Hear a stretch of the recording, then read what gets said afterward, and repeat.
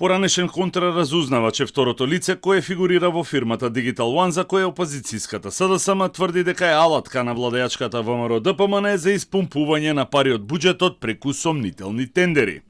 Од седиштето на Бихачка, портпаролката Кузевска соопшти дека станува збор за лице поранешен службеник во УБК кој бил сведок во процесот Таргет тврдина за уништувањето на опремата за масовно прислушување. Станува збор за извесен Глигор Поцев. Поцев, почитувани, бил сведок во случајот Таргет тврдина за уништувањето на опремата за масовно прислушување, како вработен во Управата за безбедност и контраразузнавање во периодот на Сашо Мијалков. Како тоа лица, кои биле дел од разузнавачки структури, кои директно или индиректно се поврзани со процеси за уништување на опремата за прислушување, сега се пак во игра за милионски тендери за софтвери. Според информациите на Телма, Поцев работел и во ОТА, од каде минатата година со група инженери ја напуштил агенцијата и преминал во приватниот сектор.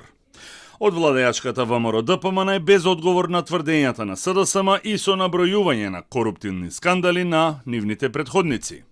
За да не биде скандал, СДСМ да појасни дали тој човек не треба да работи во таа фирма или не треба да работи никаде. Ова е резултат на очеот и паниката, но пред се безидејноста во редовите на СДСМ.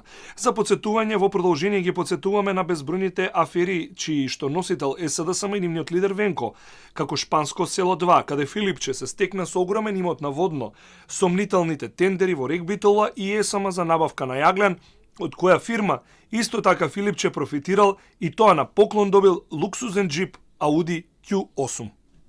СДСМ тврди дека фирмата Digital One стара само една година, а веќе со тендери тешки 9 милиони евра, најчесто од генералниот секретаријат на владата, е блиска до ВМРО ДПМН и дека се користи за испумпување на пари од буџетот.